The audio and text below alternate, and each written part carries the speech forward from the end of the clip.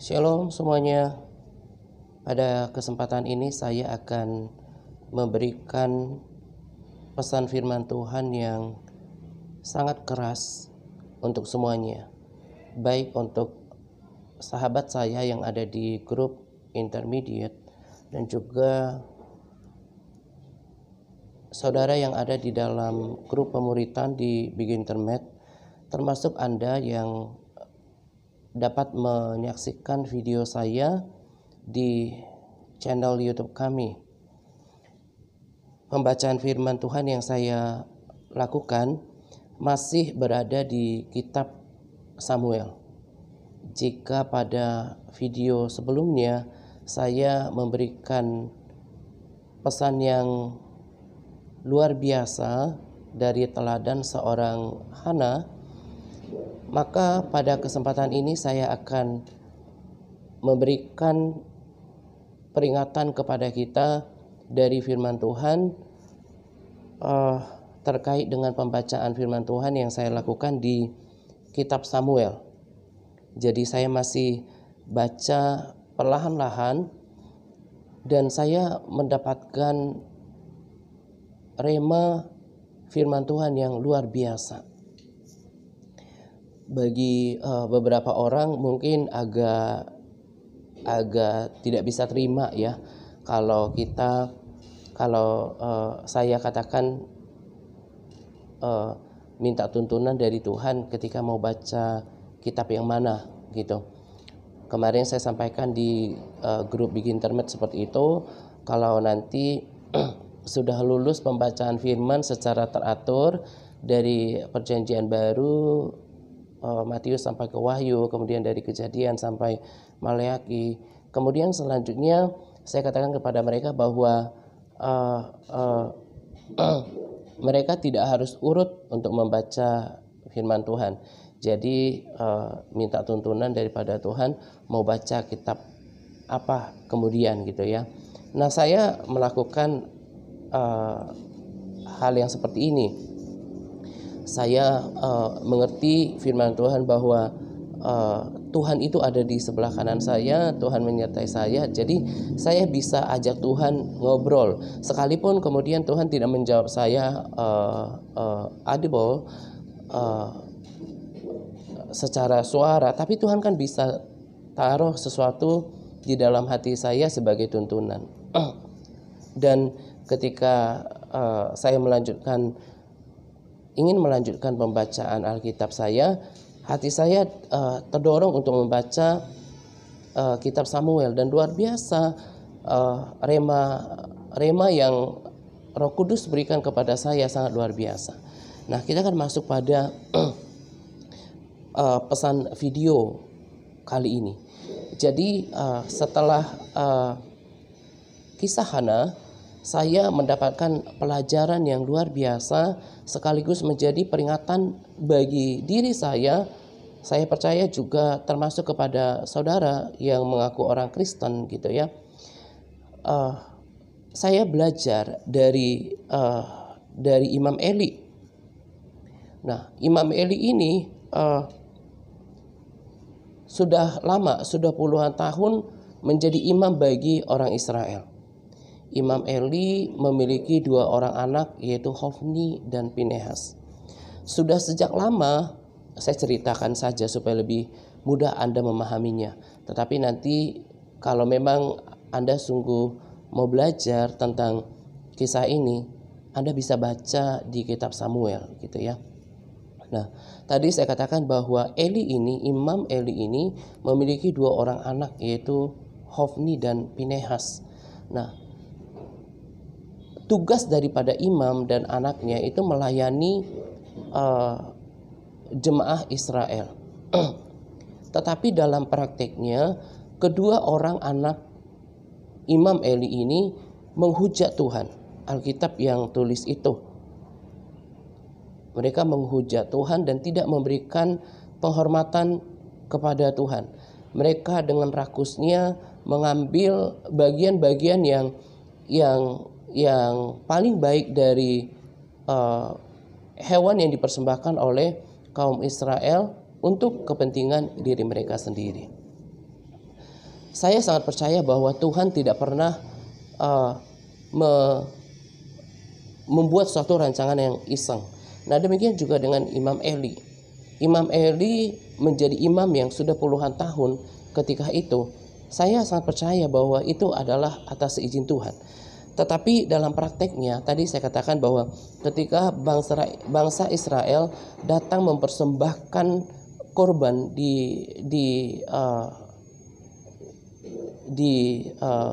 bait Tuhan, kedua anak Eli ini mengambil dulu untuk dirinya sendiri, bahkan yang merupakan bagian terbaik untuk Tuhan.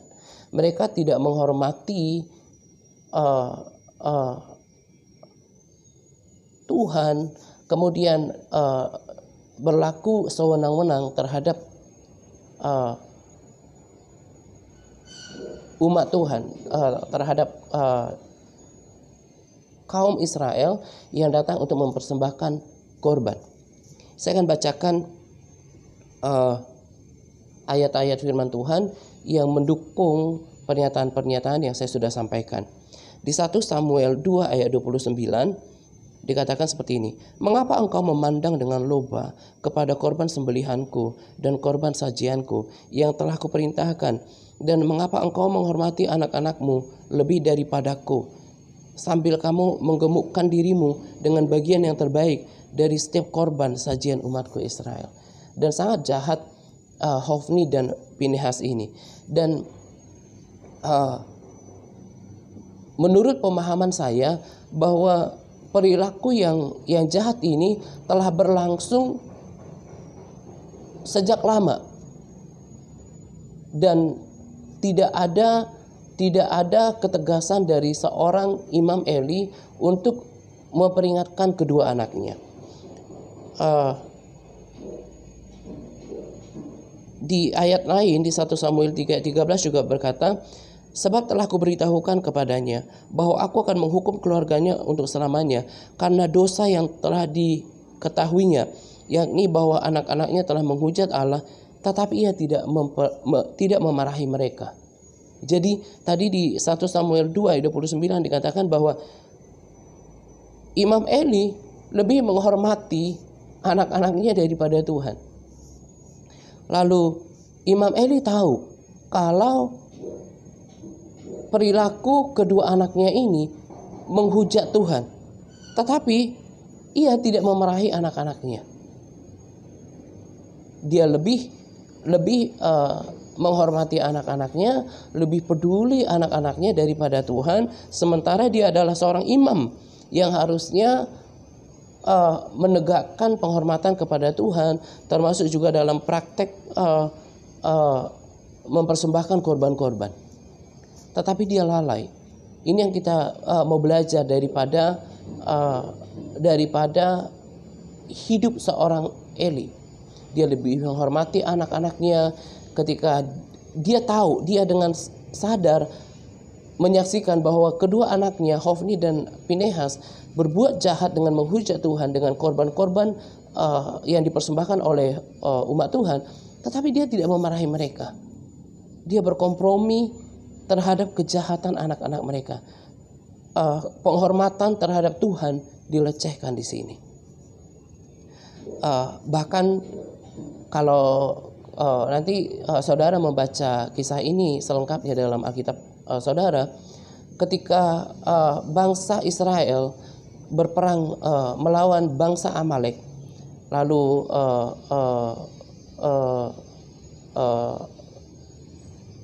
bangsa Filistin, kemudian ketika orang Filistin ini mengalahkan bangsa Israel, kemudian merebut tabut Allah, lalu kemudian salah seorang yang ada di dalam pertempuran itu datang untuk memberitahukan hal ini kepada Imam Eli. Maka apa yang ditanyakan Imam Eli terlebih dahulu? Bukan tentang tabut Allah itu, tetapi yang ditanya terlebih dahulu adalah tentang keselamatan anak-anaknya. Tentu tidak salah kemudian seorang ayah mengasihi anak-anaknya, tetapi firman Tuhan berkata jelas bahwa uh, kalau kita mengasihi ayah dan ibu kita, saudara kita, apa yang kita miliki, bahkan nyawa kita lebih daripada Tuhan, maka kita tidak layak bagi Tuhan. Nah, Imam Eli gagal untuk mempraktikkan ini, dan sangat memprihatinkan ketika Tuhan betul-betul menolak dia, sangat betul-betul menyakitkan saya yang seorang pembaca saja, bukan orang yang merasakan, bisa merasakan rasa sakit yang dirasakan oleh Imam Eli ketika Tuhan bertindak adil terhadap perilakunya. Di 1 Samuel 2 ayat 30 berkata, sebab itu demikianlah firman Tuhan Allah Israel, sesungguhnya aku telah berjanji, keluargamu dan kaummu akan hidup di hadapanku selamanya. Tetapi sekarang demikian firman Tuhan, jauhlah hal itu daripadaku. Sebab siapa yang menghormati aku akan kuhormati, tetapi siapa yang menghina aku akan dipandang rendah.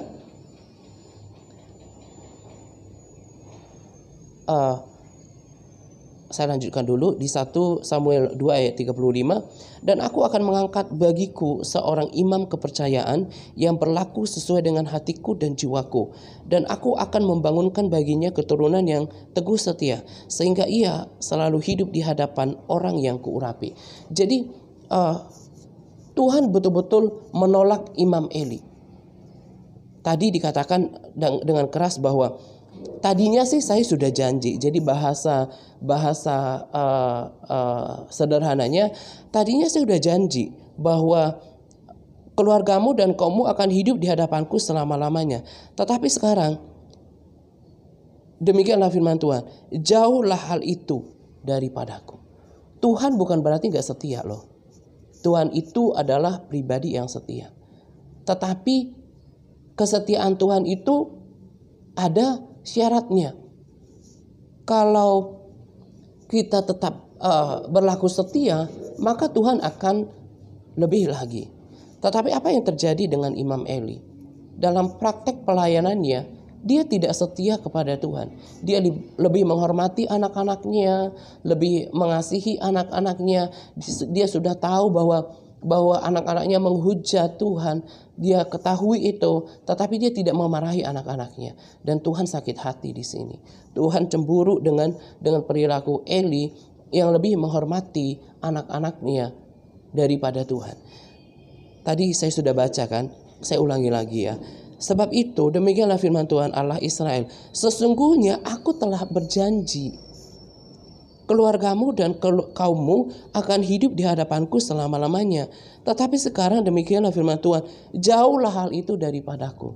Saya tegaskan lagi, Tuhan bukan berarti ingkar janji di sini. Tetapi Tuhan itu adil, ada perjanjian, ada kesepakatan kedua belah pihak. Tadi saya katakan, kalau kita setia, maka Tuhan akan setia. Tetapi kalau kita tidak setia, maka Tuhan juga punya hak untuk membatalkan perjanjiannya. Tapi dia tetap pribadi yang setia gitu. Nah, tetapi Tuhan katakan, tapi hal itu jauhlah daripadaku. Sebab siapa yang menghormati aku akan kuhormati, siapa yang menghina aku akan kupandang rendah. Kalau kita lihat kisah akhir hidup dari seorang Imam Eli, ketika ada salah seorang membawa kabar tentang kekalahan Israel dari bangsa Filistin. Kemudian setelah dia mendengarkan bahwa anak-anaknya juga mati, Hofni dan Pinehas mati di medan pertempuran, kemudian juga tabut perjanjian dirampas oleh bangsa Filistin, maka dia terjatuh, tulang lehernya patah dan dia tergeletak jatuh dari kursi di mana ia duduk. Sangat hina kematian seorang Imam Eli bila dibanding dengan katakanlah kematian Abraham, Ishak, Yakub dan juga Daud. Mereka mati dengan cara terhormat, sementara Imam Eli betul-betul dipandang rendah oleh Tuhan. Lalu hal yang sangat membuat saya miris dan juga mengerikan, pedih, merasakan apa yang dirasakan oleh Imam Eli adalah selain tadi Tuhan menolak dia, kematiannya sangat rendah gitu ya, mati secara demikian. Lalu kemudian ketika Tuhan pertama kali berbicara kepada Samuel, kan tadi dikatakan di 1 Samuel 2 ayat 30. Sebab itu demikianlah firman Tuhan Allah. 1 Samuel 2 ayat 35. Dan aku akan mengangkat bagiku seorang imam kepercayaan. Nah, akhirnya kan setelah Tuhan tolak Samuel, setelah Tuhan tolak Imam Eli, akhirnya Tuhan mengangkat Samuel untuk menggantikan dia. Ketika Tuhan pertama kali berbicara kepada Samuel, padahal kan mereka tinggal di dalam satu rumah, di dalam rumah Allah. Harusnya kan Tuhan berbicara lewat Imam Eli, di mana sebagai pemimpin atas Samuel. Harusnya Tuhan menyampaikan pesan kepada Samuel lewat Imam Eli. Tetapi karena Tuhan sudah tolak dia, sangat menyakitkan ketika kemudian saya baca kisah ini ya. Tuhan berbicara kepada Samuel. Bukan seolah Tuhan betul-betul mengabaikan, tidak memandang lagi Imam Eli.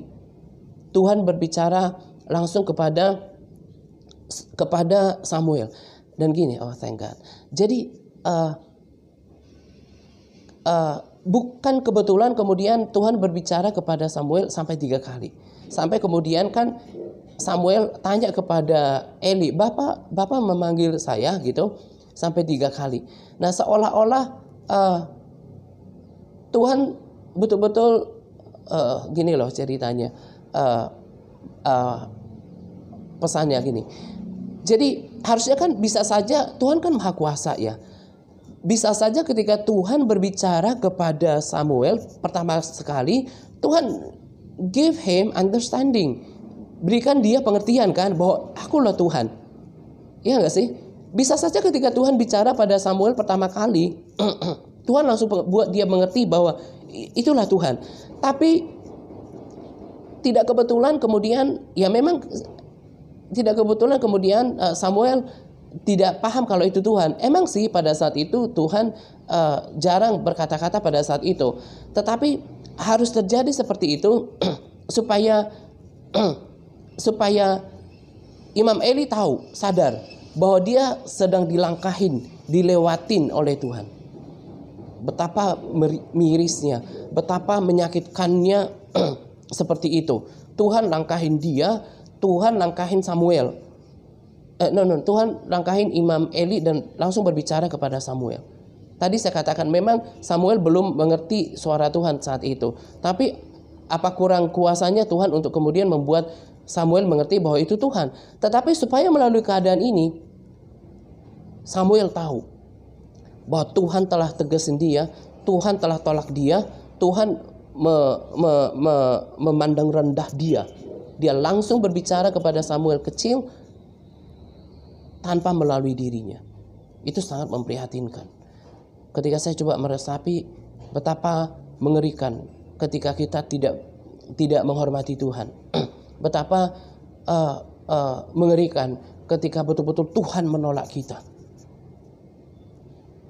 Tuhan betul-betul mengabaikan perasaan Imam Eli yang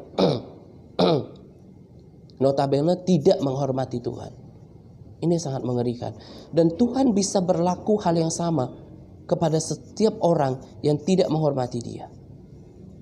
Tadi saya katakan bahwa saya percaya bahwa Tuhan mengizinkan Imam Eli sampai puluhan tahun menjadi imam atas Israel. Itu enggak kebetulan. Itu karena Tuhan izinkan. Nah, tetapi kemudian kenapa Tuhan dalam tanda kutip berubah setia, bukan pribadinya, janjinya kepada Imam Eli, yaitu karena Imam Eli tidak melakukan bagiannya, dia tidak berlaku setia. Di awal saya katakan bahwa ini adalah peringatan untuk aku dan saudara yang mendengarkan video ini. Tadi saya katakan, kalau Tuhan bisa untuk membatalkan janjinya kepada Imam Eli yang tadinya akan melayani Tuhan dan segenap keluarganya di hadapan Tuhan, tetapi kemudian Tuhan bilang, jauhlah hal itu daripadaku. Karena apa? Faktanya Imam Eli tidak menghormati Tuhan. Catat di sini kesalahan Imam Eli. Imam Eli tidak menghormati Tuhan, lebih mengasihi anak-anaknya daripada Tuhan. Lalu ketika saya renungkan ini,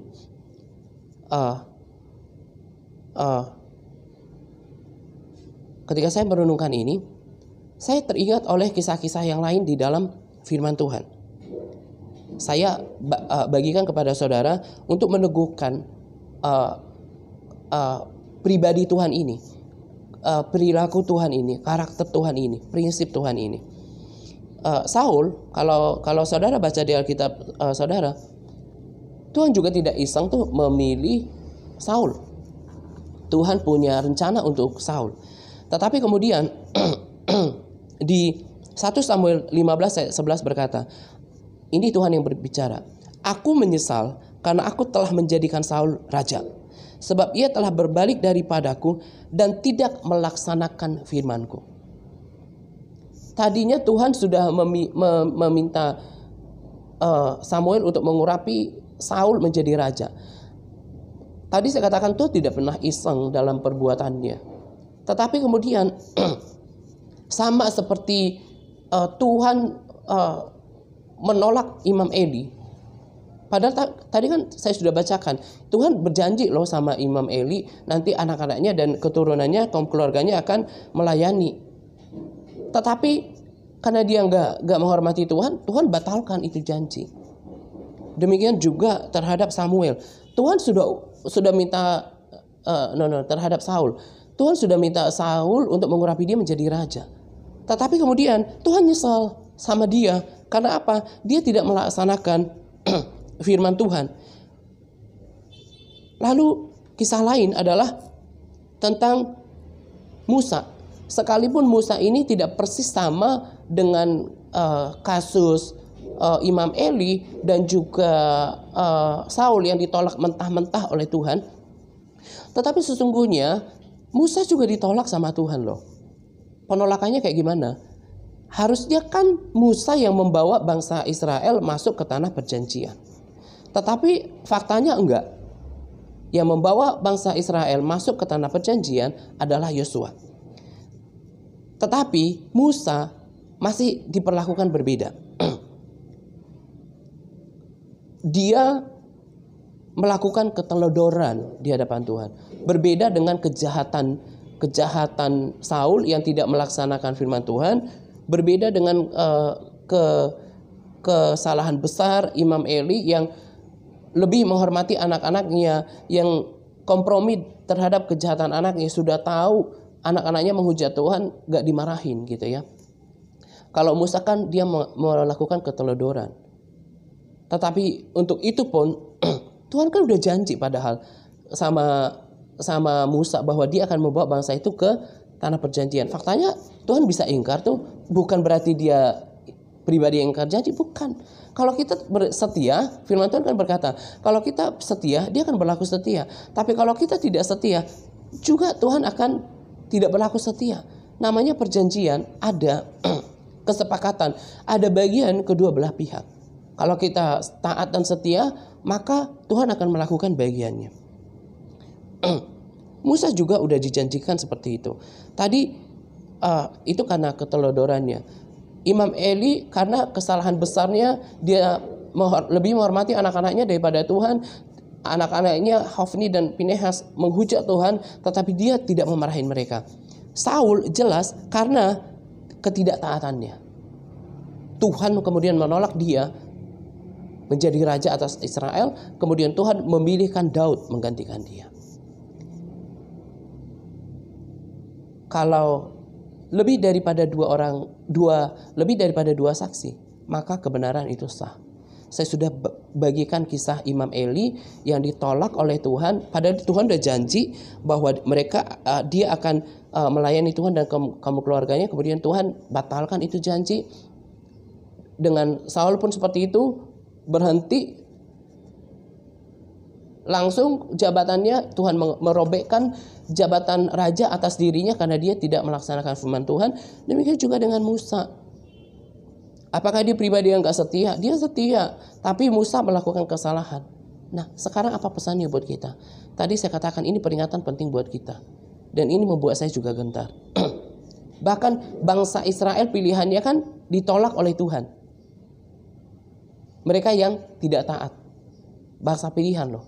Apalagi juga dengan kita. Saya bacakan tentang Musa. Dikatakan seperti ini. Keluaran 33 ayat 17. Berfirmanlah Tuhan kepada Musa, juga hal yang telah kukatakan ini akan kulakukan, karena engkau telah mendapat kasih karunia di hadapanku, dan aku mengenal engkau. Jadi Musa itu seorang yang mendapat kasih karunia di hadapan Tuhan. Tetapi sekalipun demikian, karena keteledorannya, dia tidak sampai akhirnya membawa bangsa Israel ke tanah perjanjian. Kita adalah orang yang mendapat kasih karunia. Catat itu. Tetapi kalau kita tidak melakukan bagian kita tidak menghormati Tuhan seperti yang dilakukan oleh Imam Eli. Kita tidak melaksanakan firman Tuhan seperti yang dilakukan, kesalahan yang dilakukan oleh Saul. Tuhan bisa menolak kita. Makanya saya dalam judul saya tuliskan bahwa jangan sampai Tuhan melewatkanmu. Sebetulnya judul pada video ini juga berkata jangan sampai Tuhan membatalkan kasih karunia atasmu. Saya nggak tahu nanti mau kasih judul yang mana atau mau ganti gitu ya. Kita juga adalah orang yang sudah menerima kasih karunia daripada Tuhan. Tetapi bukan berarti kasih karunia ini berlaku mutlak. Ada bagian kita.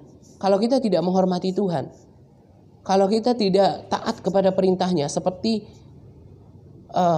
Nuh, nanti saya akan bacakan kisah Nuh, maka Tuhan bisa membatalkan janji keselamatan atas hidup kita. Saya akan bacakan teladan bagaimana menghormati kasih karunia.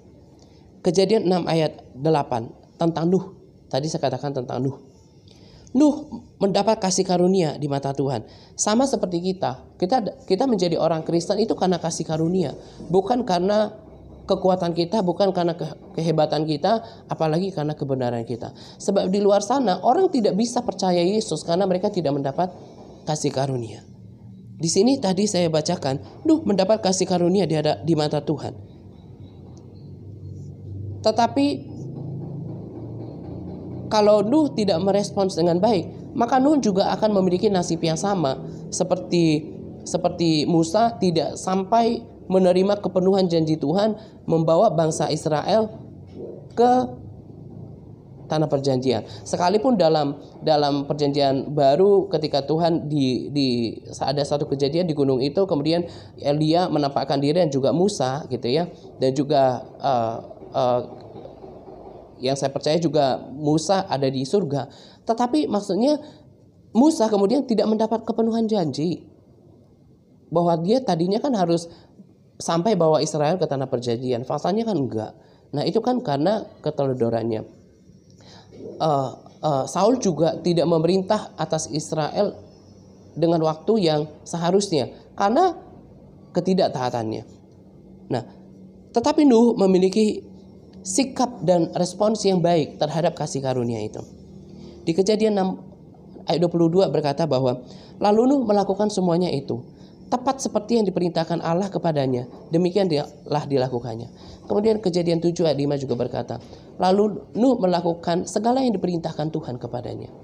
Respons Nuh terhadap Tuhan itu sederhana kata-katanya supaya kita mudah meneladaninya. Sikap Nuh terhadap kasih karunia. Respons Nuh terhadap kasih karunia apa?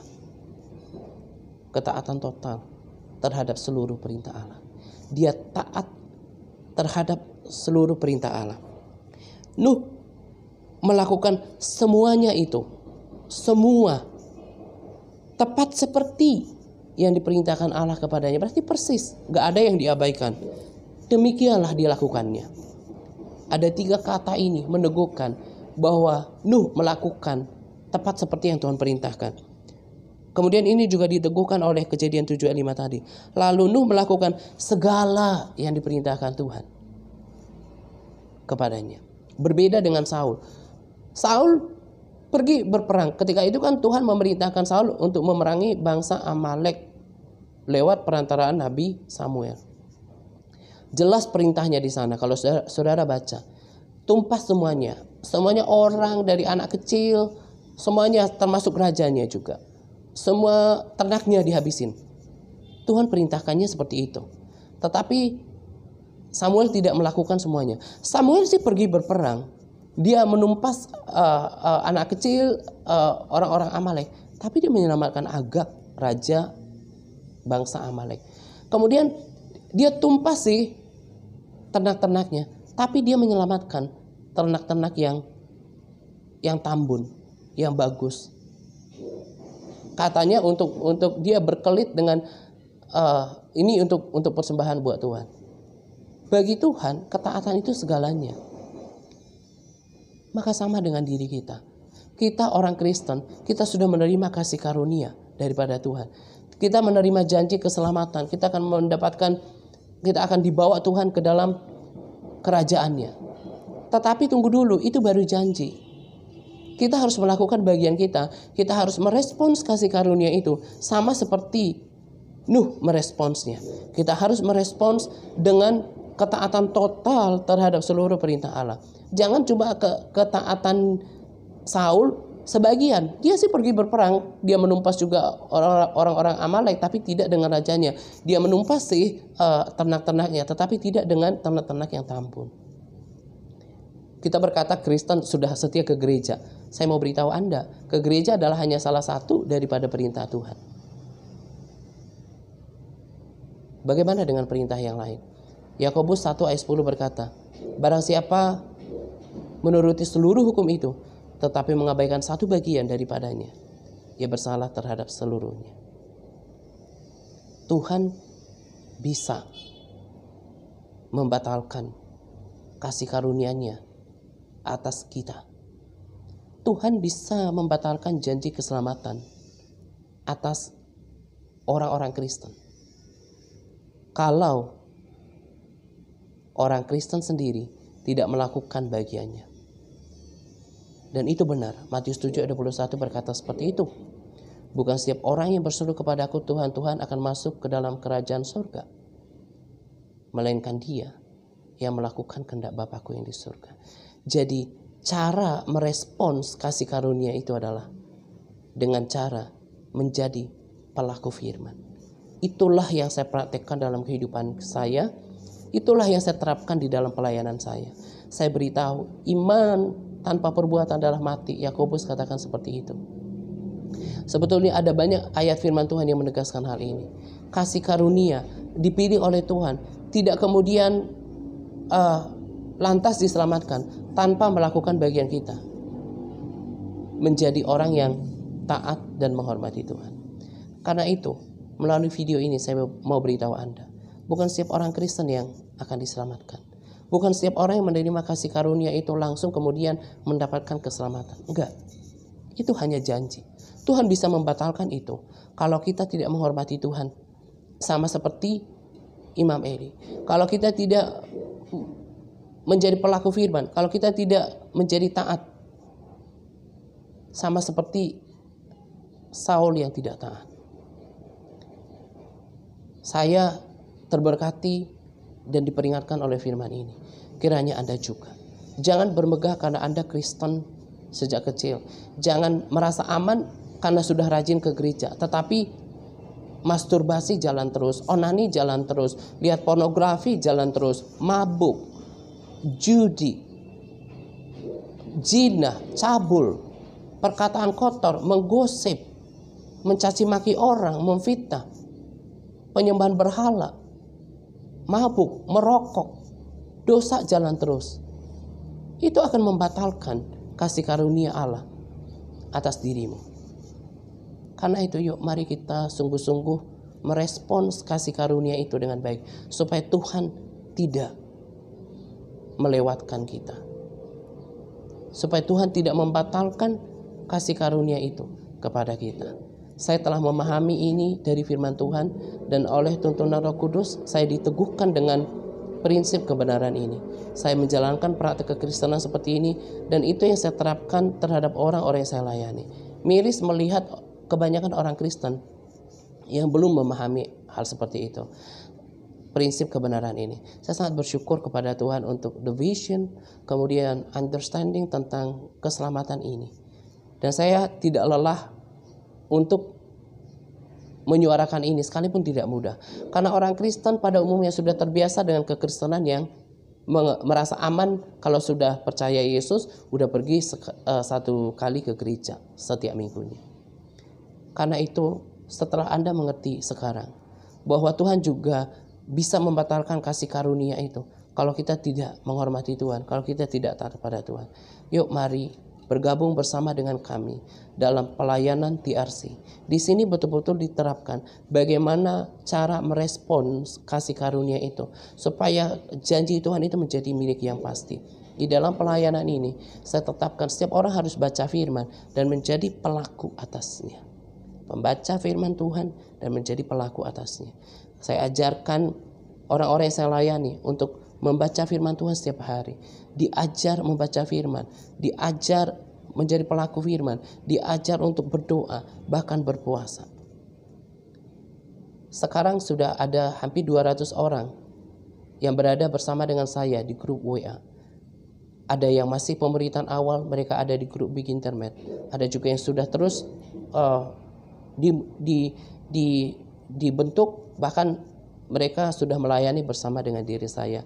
Mereka bersaksi kekristenan mereka berubah bukan karena diri saya, tetapi karena mereka menjadi pelaku firman, menjalankan kekristenan yang berbeda, bergaul dengan firman Tuhan dan menjadi pelaku atasnya. Karena itu saudara, saya tegaskan kembali, kasih karunia yang sudah engkau dapatkan tidak lantas menyelamatkan dirimu kalau engkau tidak melakukan bagianmu untuk menjadi pelaku firman Tuhan. Karena itu bergabung bersama dengan kami lewat orang-orang yang sudah berdiri bersama saya dalam pelayanan ini, yang membagikan video saya, bergabung lewat nomor WA yang kami sudah cantumkan, yang sering kami cantumkan, untuk kemudian kami gabungkan Anda, saudara, bergabung di grup pemuritan. Saya sering katakan bahwa kekristenan itu bukan soal keagamaan atau kepercayaan, tetapi soal mengerjakan keselamatan jiwa kita dan mempersiapkan kekekalan kita bersama Tuhan di surga. Karena itu jangan sungkan-sungkan bergabung bersama dengan kami. Saya akan dengan setia untuk menuntun Anda, mengajari saudara untuk membaca firman Tuhan dan menjadi pelaku atasnya. Kita akan bertekun untuk belajar bagaimana berdoa, menjadi pelaku firman, bahkan berpuasa. Bahkan bukan tidak mungkin Anda menjadi bagian daripada saya kelak melayani di TRC. Sebab itulah yang terjadi dengan para sahabat saya yang melayani bersama dengan saya sekarang. Mereka juga dari awalnya sebagai seorang sahabat. Saya latih mereka, saya ajar mereka, saya bangkitkan mereka. Dan sekarang bukan cuma 1-2 orang yang kemudian berdiri bersama saya untuk melayani. Ada sebagai yang pendoa, ada sebagai the warrior yang membagikan, berkomitmen membagikan video-video saya. Ada juga kemudian admin, pelayan-pelayan di dalam grup ini. Saya tunggu kehadiran Anda untuk bergabung bersama dengan kami. Dan kalau Anda tidak mau ketinggalan dengan video terbaru saya, silahkan subscribe pada channel YouTube kami. Sebab biasanya sebelum video saya dibagikan, Anda yang sudah subscribe akan menjadi orang yang pertama untuk menyaksikan video saya. Nah, ini saja dulu yang saya mau bagikan pada video kali ini. Nanti kan saya kembali pada video saya selanjutnya dengan topik yang berbeda. Tuhan Yesus memberkati kita berlimpah-limpah. Amin.